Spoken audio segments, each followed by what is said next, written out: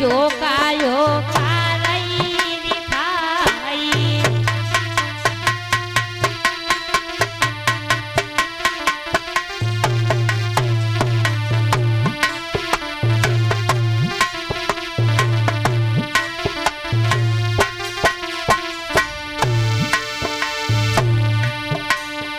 अरे तन के वस्त्र लय रे एक एक एक एक ये चला गए पहनाई।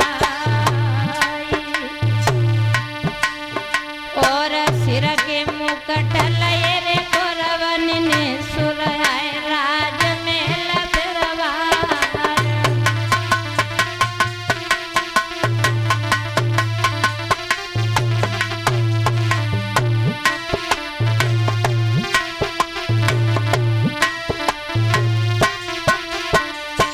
आज भैया पांडवों ने सर के मुकुटों को उतरवा लिया, कौरवों ने पांडवों के 5 मुकुटों को उतरवा लिया, एक एक अचला पहना दिया और वनवास दे दिया।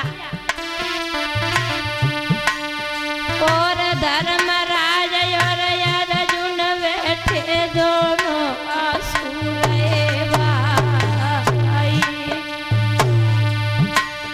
और तब धर्मराज भीमसेन ने आए छाती से लो लगाई।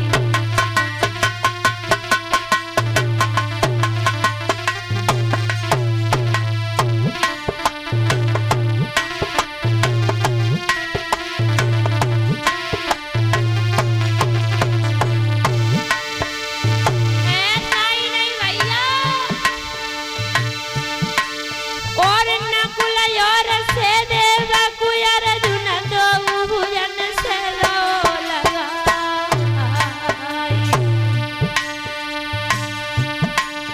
और रोई रोई की धर्मराज ने और भैयन से कही सुना।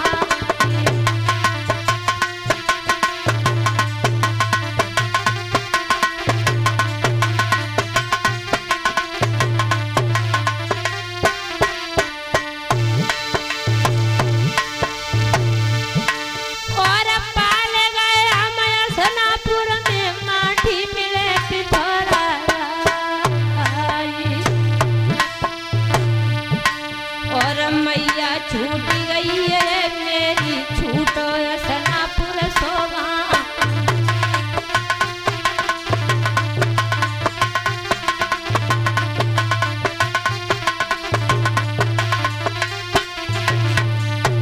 आज ऐसे ही मैया कुंती को पता चला, मैया कुंती ने आंगन में पछाड़ खा के गिर पड़ी।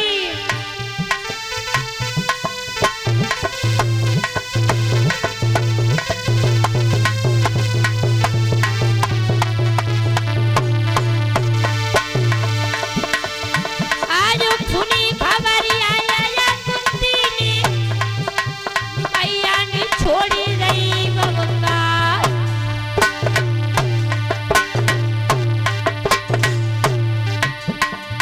और कर कर याद आय पन्नन की, दांतली अंगुलियां रही दवाई।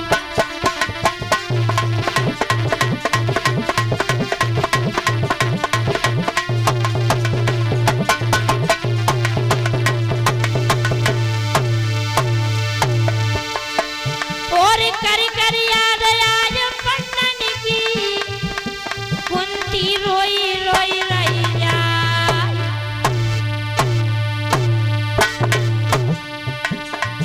और आयुवा कुंती के रोवन में पक्के में लदरा रखाई।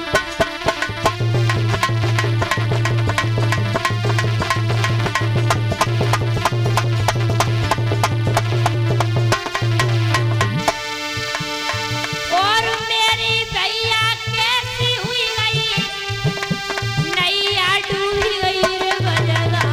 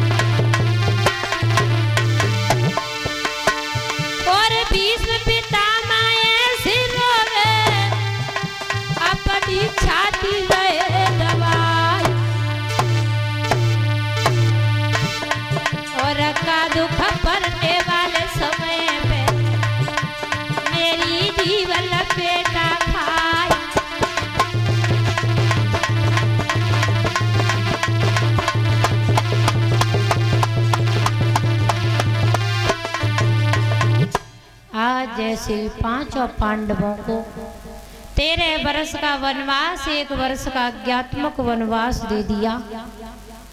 जब धीरे धीरे समय व्यतीत होने के बाद जब पांचों पांडवों ने भगवान कन्हैया को भेजा, कहा कि जाओ दुर्योधन से कह दो कि हमारा राज वापस दे दे।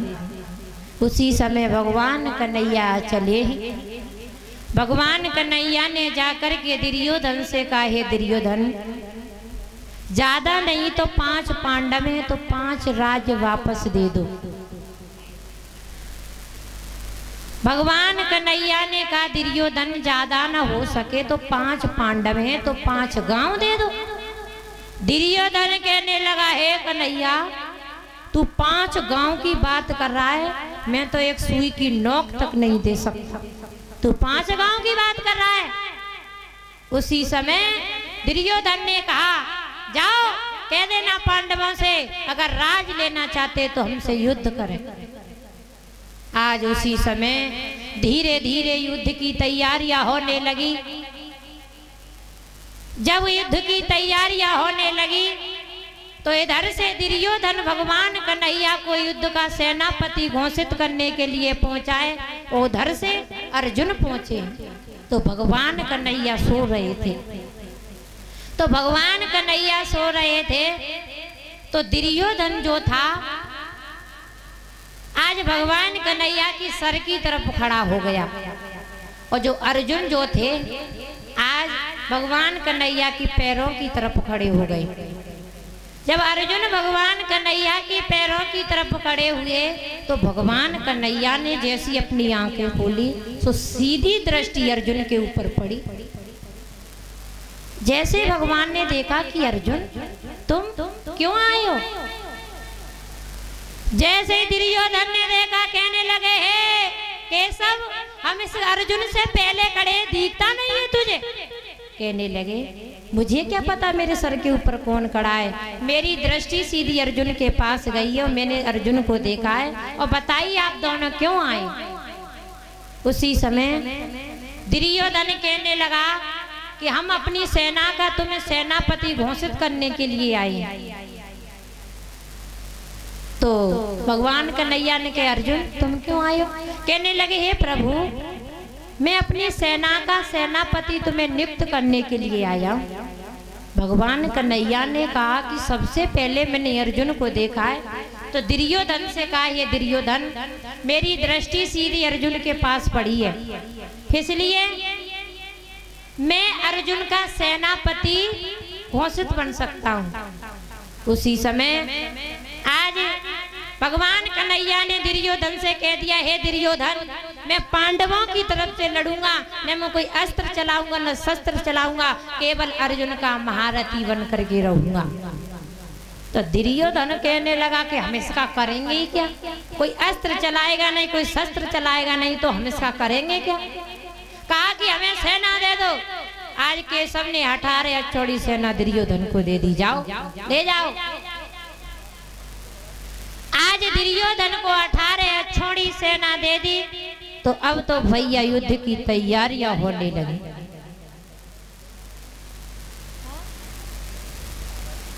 तो आज भैया पांडवों की, कौरवों की तरफ से पितामह भीष्म है, गुरु द्रोणाचार्य है, कर्ण है और अश्वत्थामा है, बड़े बड़े महारथी हैं कौरवों की तरफ से। लेकिन पांडवों की तरफ से सिर्फ और सिर्फ भगवान कन्हैया लड़ रहे हैं। आज धीरे धीरे युद्ध को चलते चलते 11वां दिन हुआ। जब युद्ध को चलते चलते 11वां दिन हुआ तो कौरवों ने चक्रव्यूह की लड़ाई रचवा दी। तो कौरवों ने चक्रव्यूह की लड़ाई को रचवा दिया। तो उसी समय भगवान कन्हैया ने सोचा कि अर्जुन इस चक्रव्यूह की लड़ाई में से नहीं निकल सकते, तो भगवान कन्हैया ने अर्जुन को रथ में बिठाया और चल दिए। तो भैया अभिमन्यु सो रहा तो अभिमन्यु ने देखा, तो आज अभिमन्यु चक्रव्यूह की लड़ाई में फंस गए। जब अभिमन्यु गर्भ में थे तो अर्जुन ने अभिमन्यु की माता को 6 चक्रव्यूह की लड़ाई को तो सुना दिया था, परंतु 7वीं सुनाने के लिए जा रहे थे तो सुमित्रा को नींद आ गई। तो 7 में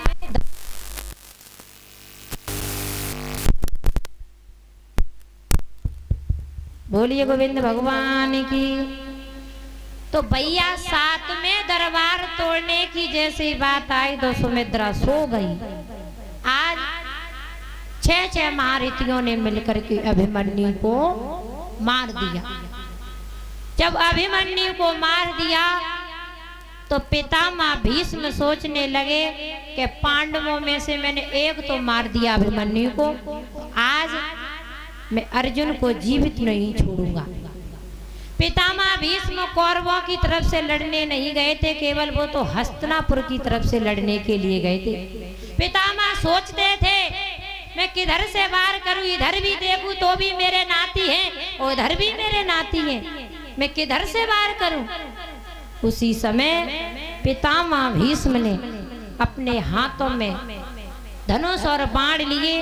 इधर से पितामह भीष्म का रथ आ रहा है, उधर से अर्जुन का रथ आ रहा है। आज जैसे दोनों महारथी कुरुक्षेत्र में मिले हैं तो आज पितामह भीष्म ने ऐसा बाण चलाया तो अर्जुन के हाथ से धनुष और बाण जमीन पर गिर पड़े। सो क्या किया केशव ने, आर्यावत देखो हेरे अर्जुन खूनाई पलकी देर लगा।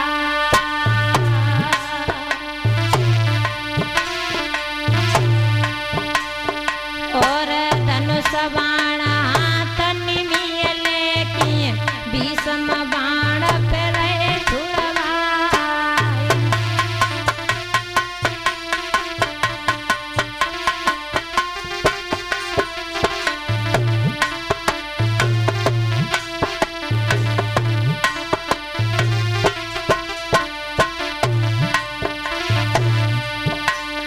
हरि एक बाण दिया कसिकिय मारो धनुषा बाण दए गिराई।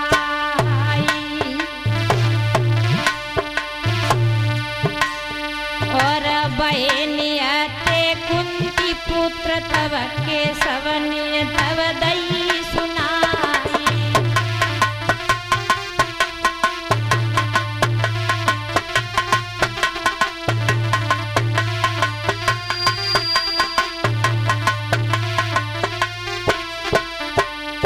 जैसे ही आज पितामह भीष्म ने बाण चलाए तो अर्जुन के धनुष और बाण जमीन पर गिर पड़े तो अर्जुन निहत्थे हो गए।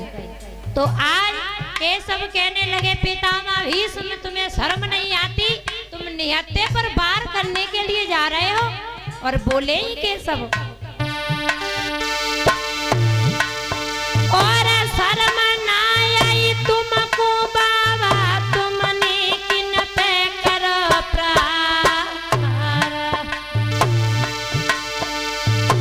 अर्जुन मरी जय जुलम गुररी जय, कहाँ पे प्रसंगा करिया जाई।